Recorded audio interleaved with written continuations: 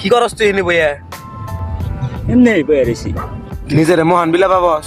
তা বাপুকে কিন্তু তোর মনে আছে না, আমরা যখন ছোট ছোট আসছিলাম একসাথে স্কুলে পড়তাম, তুই একটা কলম কিনছিলি, আমার খুব পছন্দ হয়েছে, তুই আমার একদিন পরে দিয়ে দিছিলি।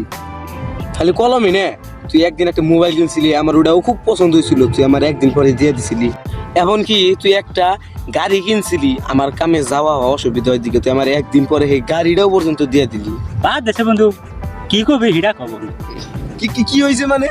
তুই যে আফরিন রে এত ভালোবাসতে আমার আগে কইলি না কেন? কি কি কি হয়েছে মানে? তুই আফরিন রে এতটুকু ভালোবাসার পরে তুই আমার বিয়া হবার তুই কেন আফরিন রে?